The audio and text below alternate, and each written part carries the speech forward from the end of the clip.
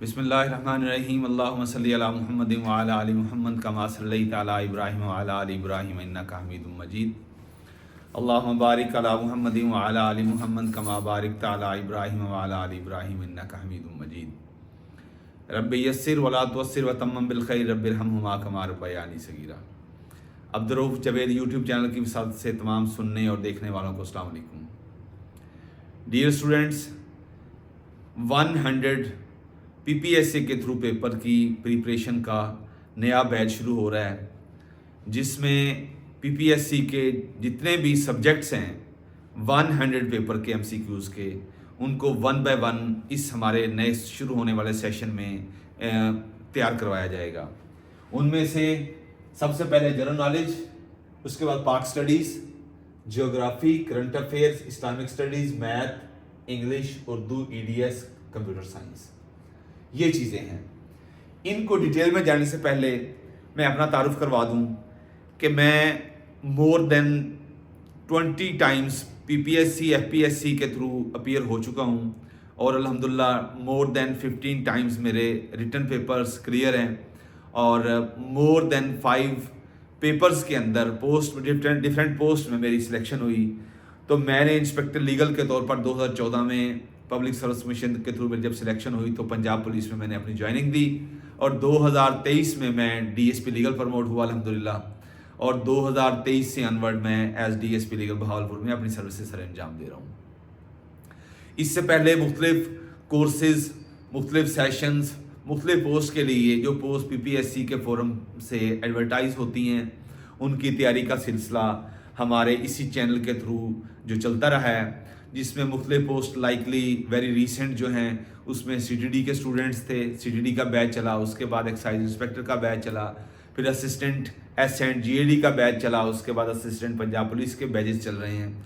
तो हमारा नया बैच भी शुरू हो रहा है जिसमें इन डिटेल हम हर उस सब्जेक्ट को कवर करने की उस अप्रोच के साथ कोशिश करते हैं जिस अप्रोच से बीपीएससी का पेपर सेटर मुख्तलिफ सब्जेक्ट्स को हिट करता है, उनको किस अप्रोच से देखता है, वो सारी चीज़ें हम देखते हैं। मुख्तलिफ लोग तैयारी करवा रहे हैं लेकिन टेक्निकलिटी की ना होने की वजह से वो चीज़ें हमारी सेटिस्फेक्शन के मुताबिक उनके पास नहीं होती, जिनको हम अपने तजर्बे की बुनियाद पर, क्योंकि हम इन सारी राहों के मुसाफिर रहे हैं। वेरी फर्स्ट टाइम मैंने 2011 में पीएमएस क्वालिफाई किया था रिटर्न, तो उसके बाद ऑनवर्ड जितने भी एग्जाम्स होते रहे हैं, पीपीएससी के थ्रू पोस्ट आती रही हैं, अप्लाई करते रहे हैं, एफपीएससी के थ्रू आती रही हैं, मुख्तलिफ एनटीएस गैट अदरवाइज जो भी आती रही हैं, वो खा एफपीएससी के थ्रू हो या पीपीएससी के थ्रू, वो पीसीएस की शक्ल में हूँ, वो पीएमएस की शक्ल में हूँ, वो सीएसएस की शक्ल में हूँ, तो हम वो देते रहे हैं। इस सारे सफ़र के दौरान जो चीज़ें हमने सीखी, हमने जो समझा कि इस सारे सफ़र में जो मुसाफिर को ज़्यादा राह चाहिए होता है, वो सारा आपके साथ सदका जारिया समझकर शेयर किया जाए।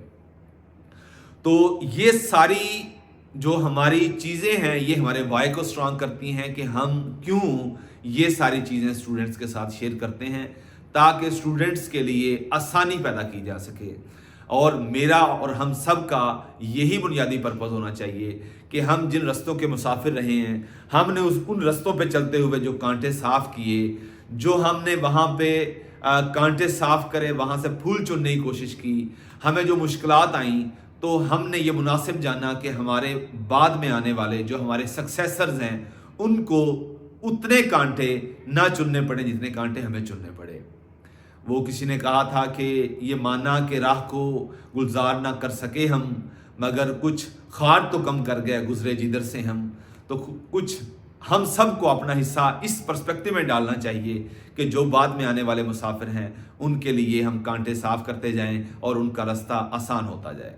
तो इस सारे बैकग्राउंड में एक सदका जारिया समझकर ये सिलसिला चलाया जा रहा है। तो मैं अब आपको इन डिटेल बताता हूँ कि हम इन एरियाज़ को किस किस तरह टैकल करते हैं। लाइक अगर हम जनरल नॉलेज की बात करें तो जनरल नॉलेज इन सारे पेपर्स का जो सब्जेक्ट्स हैं, इनका सारा जो एरिया होता है, हम इसको ओवरऑल जनरल नॉलेज बोलते हैं। जब हमने इनको कैटेगराइज किया तो सबसे पहले हमारे सामने ज्योग्राफी आती है, वर्ल्ड ज्योग्राफी। हम इसको वर्ल्ड ज्योग्राफी से शुरू करते हैं, वर्ल्ड के एतबार से। फिर जब ओवरऑल पर्सपेक्टिव देखते हैं, जितने कॉन्टिनेंट्स हैं, एक कॉन्टिनेंट्स को दूसरे कॉन्टिनेंट के साथ कौन सी वाटर बॉडी या माउंटेन रेंज सेपरेट करती है, कनेक्ट करती है। फिर ओवरऑल जब हमने कॉन्टिनेंट्स को देख लिया, हाईएस्ट लोएस्ट के एतबार से, लार्जेस्ट स्मॉलेस्ट के एतबार से कॉन्टिनेंट्स को देख लिया, तो फिर हम एक कॉन्टिनेंट के अंदर घुस जाते हैं। उस कॉन्टिनेंट के अंदर लार्जेस्ट कंट्री कौन सा है, स्मॉलेस्ट कंट्री कौन सा है, पॉपुलेशन के एतबार से, एरिया वाइज। फिर इसमें कोई माउंटेन रेंज है, कोई स्ट्रेट है, उसके अलावा कोई उसमें लेक है, कोई उसमें अदरवाइज कोई डिस्टिंक्शन है, कोई की पर्सनैलिटी है। इन सारी चीजों को पीपीएससी के पेपर सेटर की अप्रोच के साथ देखते हुए हम देखते हैं कि इस कंट्री का कैपिटल क्या है, इस कंट्री की करेंसी क्या है, इस कंट्री की पार्लियामेंट का नाम क्या है, क्या ये पार्लियामेंट बाई कैमरल है, यूनिकैमरल है। अगर बाई कैमरल है तो इसका दोनों हाउसेस का नाम क्या है, इनके दोनों हाउसेस के मेंबर्स की तादाद कितनी है, इन पार्लियामेंट को कौन सा कॉन्स्टिट्यूशन जो ना गवर्न कर रहा है, ये कॉन्स्टिट्यूशन किस साल में जो है एनफोर्स हुआ। इसके अलावा अगर प्रेसिडेंट है, प्रेसिडेंशियल सिस्टम है या पार्लियामेंट्री सिस्टम है, प्रेसिडेंट का कौन सा नंबर है, प्राइम मिनिस्टर का कौन सा नंबर है। ऐसी सीक्वेंस वाइज इन चीजों को लेके फिर उसके बाद इनकी सी पोर्ट कौन सी है, इनकी एयरपोर्ट कौन सी है, इनकी सीक्रेट एजेंसी कौन सी है, इनकी न्यूज एजेंसी कौन सी है, लार्जेस्ट लेक कौन सी है, कोई स्मॉलेस्ट अगर कोई चीज है, किन किन कंट्रीज के साथ इनकी ज्योग्राफी टच करती है, ईस्ट में क्या है, वेस्ट में क्या है, नॉर्थ में क्या है, साउथ में क्या है। इन सारी चीजों को हम वर्ल्ड से रीजन की तरफ जाते हैं, वर्ल्ड से रीजन की तरफ। जब हम वर्ल्ड से रीजन की तरफ गए तो हमारा जो टारगेट होता है, हमारा एशिया, एशिया के बाद साउथ एशिया, और साउथ एशिया के बाद south east Asia, south east Asia, ये दूसरा पॉइंट देंगे मेरा। South east Asia, red red देखें कोई और होगा। साउथ ईस्ट एशिया के बाद फिर हम अपने पाकिस्तान को देखते हैं। ये हमारे फेवरेट एरियाज होते हैं जहां पे हमने इन डिटेल और थॉरोली माइक्रोस्कोपिकली इन चीजों का एग्जामिन करना होता है। जब हम पाकिस्तान की बात करते हैं तो पाकिस्तान कहां किस किस मुल्क के साथ अपनी बाउंड्री शेयर कर रहा होता है, हर एतबार से हम इन सारी चीजों को देखते हैं कि पाकिस्तान ईस्ट में क्या है, वेस्ट में क्या है, नॉर्थ में क्या है, साउथ में क्या है, ईस्ट वेस्ट नॉर्थ साउथ, इधर से ईस्ट वेस्ट नॉर्थ साउथ किस किस कंट्री से कितनी अगर कोई कंट्री है तो उसके साथ उसकी कितनी बाउंड्री टच कर रही है, बॉर्डर्स की लेंथ कितनी है, बॉर्डर का नाम क्या है, किस सन में, कौन से साल में ये बॉर्डर रिकॉग्नाइज किया गया। अगर कोई वाटर बॉडी है, अरेबियन सी है, तो कितना हमारा कौन सा प्रोविंस उसकी कितनी बाउंड्री नीचे टच कर रही है, कितना। अगर बलूचिस्तान है और दूसरा सिंध है तो सिंध का कितना एरिया है, बलूचिस्तान का कितना एरिया है, उस अरेबियन सी के साथ टच कर रहा है, मैरीटाइम बाउंड्री कितनी बनती है, ये सारी चीजें। अगर इस साइड पे हम इंडिया को देखें, इंडिया का कौन कौन सा डिस्ट्रिक्ट, इंडिया का कौन कौन सी स्टेट वो हमारे किस डिस्ट्रिक्ट के साथ और किस प्रोविंस के साथ टच कर रही है, टोटल लेंथ कितनी है। इंडिया के साथ हमारे अगर 3 बॉर्डर्स हैं, उन 3 बॉर्डर्स के नाम क्या हैं, उन 3 बॉर्डर्स में से इंटरनेशनली रिकॉग्नाइज कौन सा बॉर्डर है, डिस्प्यूटेड बॉर्डर कौन सा है, ये सारी चीजें। ऐसे ऊपर अफगानिस्तान के पास जब आएंगे, अफगानिस्तान के साथ अगर हम उसे ड्यूरेंट लाइन कहते हैं तो इसको ड्यूरेंट किस वजह से कहते हैं, किस साल में इसको इंटरनेशनल रिकॉग्नाइज्ड बॉर्डर डिक्लेयर किया गया, ये सारी चीजें हम देखते हुए ईरान की तरफ आते हैं, चाइना की तरफ आते हैं, गिलगित बल्तिस्तान की तरफ आते हैं, और फिर अल्टीमेटली हम इंडिया की तरफ रुख करते हैं। नीचे हमारा अरेबियन सी है, इंडियन ओशन की तरफ जाते हुए इस साइड से फिर हम सारी चीजें देखते हैं, और ऊपर हम कार्स, सेंट्रल एशियन रिपब्लिक्स में से कौन सा कंट्री है जिसके साथ हम कॉरिडोर बनाते हैं, ये सारी चीजें। उसके बाद फिर हम अंदर जब घुसते हैं तो हम देखते हैं कि पंजाब किस किस अपने दूसरे सूबे के साथ बाउंड्री टच करता है, ईस्ट पंजाब के ईस्ट में क्या है, वेस्ट में क्या है, नॉर्थ में क्या है, साउथ में क्या है। ऐसे ही सिंध की बात करें, सिंध के ईस्ट में क्या है, वेस्ट में क्या है, नॉर्थ में क्या है, साउथ में क्या है, कौन कौन से प्रोविंस के साथ अपनी बाउंड्री टच करता है, कितनी कितनी करता है, वो भी सारे देखते हैं। ऐसे ही जीबी और सब इंडियन ऑक्युपाइड कश्मीर और पाकिस्तान ऑक्युपाइड कश्मीर, इनकी कितनी कितनी बाउंड्री है, कितनी कहां से है, पूरी डिटेल के साथ बॉर्डर्स के एरिया को हम देखते हैं। ये सारी हमारी ज्योग्राफी में आती है, और इसी में ही फिर हम इस जो पाकिस्तान स्टडी की तरफ रुख कर लेते हैं। जब हम पाकिस्तान की स्टडी की बात करते हैं तो मैं नबी अलैहिस्सलाम की पैदाइश से शुरू करता हूं, 571 ईस्वी से शुरू करता हूं। नबी अलैहिस्सलाम की पैदाइश के बाद खुलफाए राशिदीन का पीरियड, खुलफाए राशिदीन के पीरियड के बाद हमारे पास उमवी पीरियड आता है 750 तक, 632 से 750 तक, 750 से 1258 तक हम उस पीरियड को कहते हैं अब्बासिड पीरियड। लेकिन 1258 तो हमने मान लिया कि अब्बासिड पीरियड है, साथ साथ दूसरी डायनेस्टीज भी चल रही होती हैं, जिस तरह गौर से गौरी डायनेस्टी चली और गौरी से गजनवी डायनेस्टी चली। इन दोनों डायनेस्टीज की वजह से जो सेंट्रल एशिया से रूलर्स आए, अपने आपके साथ जो स्लेव्स लेके आए, इन स्लेव ने फिर बड़े सगीर के अंदर, सब कॉन्टिनेंट के अंदर किस तरह रिपब्लिक कायम की और इस मुस्लिम रियासत की बुनियाद रखी। उसमें जो सबसे पहले था, पहले गजनवी, फिर गौरी, उसके बाद फिर हमारे सामने जो 5 दिल्ली डायनेस्टी की 5 आगे फर्दर डायनेस्टीज आती हैं। दिल्ली डायनेस्टी की 5 डायनेस्टीज आती हैं, जिसको सबसे पहले हमारी खानदान गुलामा जिसे कहते हैं, स्लेव डायनेस्टी, स्लेव के बाद हमारी खिलजी के बाद फिर हमारी आती स्लेव, खिलजी, उसके बाद सादात, उसके बाद लोधी के बाद फिर हमारी द ग्रेट मुगल्स आ जाते हैं। जब क्या कह रहे हैं, तुगलक डायनेस्टी भी, और उसके बाद फिर हमारी सादात, और अल्टीमेटली फिर हम उसकी तरफ चले जाते हैं जो हमारा होता है मुगल पीरियड। लोधी के बाद मुगल पीरियड। इब्राहिम लोधी को जब 1556 में शिकस्त होती है, किससे? 1526 में शिकस्त होती है उससे, ज़हीरुद्दीन बाबर से। तो हमारा 1526 से 1530 तक आगे ग्रेट मुगल्स का जो पहला बानी है, जिसे हम ज़हीरुद्दीन बाबर कहते हैं, उससे आगे जो पीरियड चलते हैं 1526 से आगे हमारा 1707 तक, ये ग्रेट मुगल्स का पीरियड है। उसके बाद हमारे लेटर मुगल आ जाते हैं 1707 से 1757 और फिर 1857। ये सारा पीरियड, हम इस सारे पीरियड को देखते हुए हम पाकिस्तान स्टडीज को, और 1857 से 1947 तक, इस सारे पीरियड में बड़ा इंटरेस्टिंग पीरियड है।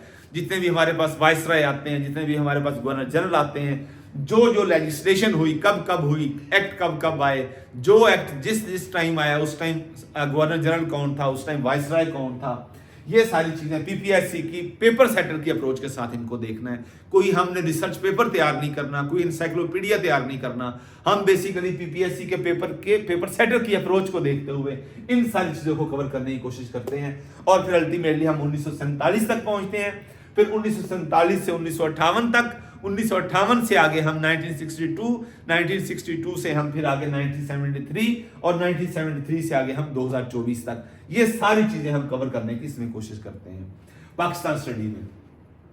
पाकिस्तान स्टडी के बाद करंट अफेयर की मैं बाद में बात करता हूं, इस्लामिक स्टडीज की तरफ आ जाते हैं। जैसे मैंने कहा, ये 571 इस्लामिक स्टडीज को भी हम इस पर्सपेक्टिव में देखते हैं। 571 नबी अलैहिस्सलाम की पैदाइश, उसके बाद नबी अलैहिस्सलाम के दौर में नमाज, रोजा, हज, ज़कात, नबी अलैहिस्सलाम का पीरियड, खुलफाए राशिदीन का पीरियड, साथ ही हम नमाज, रोजा, हज, ज़कात, इन सारी चीजों को कुरान के पर्सपेक्टिव में देखते हैं। कुरान, अहादीस, सियासता, उसके बाद जो भी किताबें आई, इसको कहां तक ले चलते हैं हम मुकदमा इब्ने खुल्दून का बानी है, जो इब्ने खुल्दून 12वीं और 13वीं सदी, वहां तक हम लेके चलते हैं। उसमें जितने भी हमारा जो दौर है, बेसिकली वो जिसे कहते हैं, वो अल्लामा इकबाल ने जिसके बारे में कहा, कभी है नौजवान मुस्तम तदब्बर भी किया तूने, वो क्या गर्दूं था तू है जिसका एक टूटा हुआ तारा। वो हमारा जो पीरियड है, जिस दौर में सारी फलसफे की बुनियाद रखी गई, जिस चीज़ पे आज यूरोप नाजा है कि हमने ये सारी चीज़ें इंट्रोड्यूस करवाई। अगर हम उसकी हिस्ट्री में जाएं तो वहाँ पे नक्शे पा हमारा आपको नज़र आएगा, मुसलमानों को नक्शे पा नज़र आएगा। तो वो पीरियड हम उसको 8वीं, 9वीं, 10वीं, ये वो पीरियड है जहाँ पे आपको जाबर बिन हयान नज़र आएगा, जहाँ पे आपको खारज़मी डिजिट 0 की बुनियाद रखता हुआ नज़र आएगा, वहाँ पे आपको इब्नुल हिसम वो आँख की सर्जरी करता हुआ नज़र आएगा, वहाँ पे आपको इंसानी आंख का कैमरे की वो पोस्टमार्टम करता हुआ इब्नुल हैसम नजर आएगा, ख्वारज़मी नजर आएगा, अल बेरूनी आपको जमीन का जो क्या कहते हैं वो उसे मापता हुआ नजर आएगा, जमीन का जो उसने रेडियस नापता हुआ इसके अंदर पिंड दादर खान के अंदर आपको 10वीं और 11वीं सदी में नजर आएगा।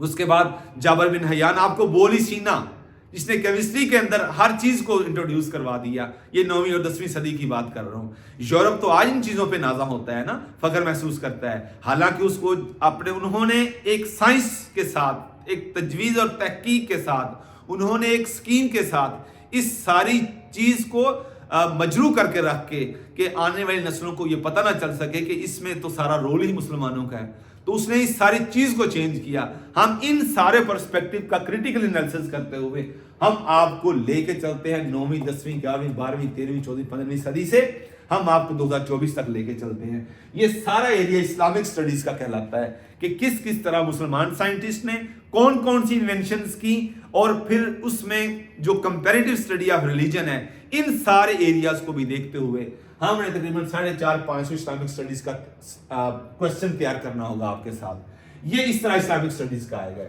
ऐसे ही मैथमेटिक्स का पोर्शन है। मैथमेटिक्स का कोई सिलेबस नहीं है। इसमें पीपीएससी के पास पेपर में जिन जिन चीजों को टच किया है, उसमें सीरीज है, उसमें रेशो है, उसमें परसेंटेज है, उसमें एवरेज है, इसके अलावा उसमें और प्रॉफिट लॉस है, और इसके अलावा जो भी चीजें हैं पीपीएससी के पास पेपर में जो आई हैं, वो एक हमारे पास एक्सपर्ट है उसका लेक्चर होगा आपके साथ। 3 या 4 लेक्चर्स में हम मैथमेटिक्स के पोर्शन कवर करेंगे। ऐसे ही बेसिक उर्दू है, उर्दू के 500 क्वेश्चंस हैं, वो भी आपके साथ सिर्फ उसी पर्सपेक्टिव में डिस्कस किए जाएंगे जिसमें पीपीएससी का पेपर सेटर पूछता है। ऐसे ही हमारे पास एवरीडे साइंस आ जाती है। एवरीडे साइंस में हम पीपीएससी के पेपर सेटर की अप्रोच को सामने रखते हुए इसमें basic biology, basic physics, basic chemistry, इन चीजों को 9th-10th की जो बेसिक साइंसेज हैं और ऑक्सफोर्ड का सिलेबस है, इन सारी चीजों को सामने रखते हुए हमने इसके पोर्शन बनाए, एरियाज हमने बनाए एवरीडे साइंस के। एवरीडे साइंस के इधर इसमें पड़ा होगा, जो नीचे देखो, तो ये सारी चीजें एवरीडे साइंस के हवाले से हम आपके साथ डिस्कस करेंगे। यानी जनरल साइंस के अंदर अगर हम फिजियोलॉजी की बात करें तो human heart, brain, liver, eyes, kidney, उसके बाद ब्लड की आगे ह्यूमन बॉडी के अंदर किस किस तरह की केमिस्ट्री है, red blood cells, white blood cells, platelets, digestive systems, organs, vitamins, fats, उसके अलावा डिस्कवरीज, इन्वेंशंस, और उसके बाद diseases, viral diseases, fungal diseases, उसके बाद ऐसा यूनिट्स कौन कौन से हैं, ये यूनिट्स के अलावा फिर हमने आगे जो चीज़ें तैयार की हैं वो आपके सामने एस्ट्रोलॉजी, जो साइंसेस की छोटी छोटी ब्रांचेज हैं जिसमें पीपीएससी का पेपर सेटर ने बार बार पूछा हुआ है, वो सारी चीज़ें हमने इकट्ठी की हैं। उसके बाद साइंटिस्ट आ गए, ख्वारिज़मी आ गया हमारे पास, उसके अलावा हमारे पास जाबर बिन हयान आ जाता है, इब्न हैसम आ जाता है, इब्न जाफर आ जाता है, इब्न हैसम आ जाता है, डार्विन आ जाता है, अल बैरूनी आ जाता है। उसके अलावा हमारे पास छोटी छोटी चीज़ों में जो साइंस की इजादात हैं वो सारी आ जाती हैं। उसके अलावा जो फोबियाज़ हैं वो सारे फोबियाज़ आपके साथ डिस्कस करेंगे।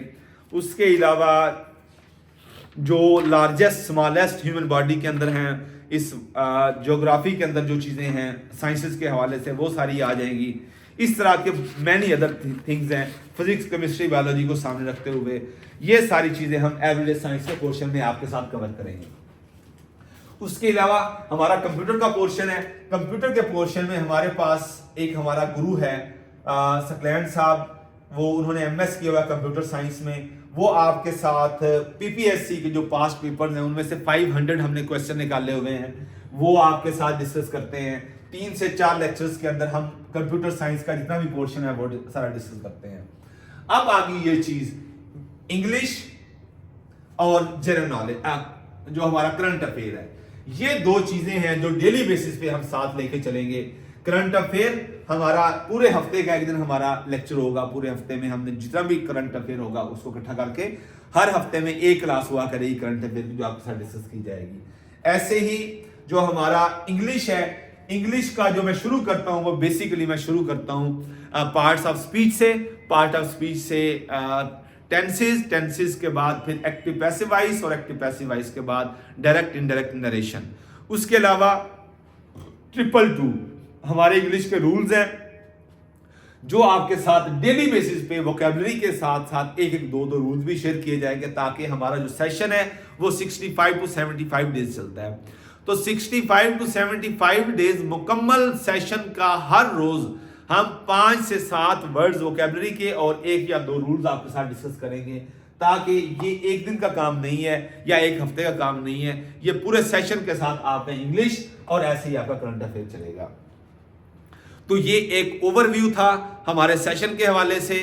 आपने अगर हमारा सेशन ज्वाइन करना है तो दुरूद शरीफ हमारे सेशन का एक खासा होगा। दुरूद शरीफ के ज़रिए इंशाअल्लाह अल्लाह आपकी थोड़ी मेहनत में बरकत डाल देगा। अल्लाह आपके सारे खाकों में दुरूद शरीफ के ज़रिए और वालिदैन की दुआओं के ज़रिए रंग भरेगा। अगर आपने हमारा ये सेशन ज्वाइन करना है तो वीडियो के एंड पे दिए गए जो भी नंबर्स हैं उन पर रब्ता करके आप अपनी एनरोलमेंट को यकीनी बना सकते हैं। एक और इम्पॉर्टेंट चीज़ वो ये कि हमारे सेशन की कोई फीस नहीं होती, हमारे पास सिर्फ एक एनरोलमेंट फीस होती है। यानी once the fees paid you can avail all the lectures which are advertised which are posted by the forum of PPSC.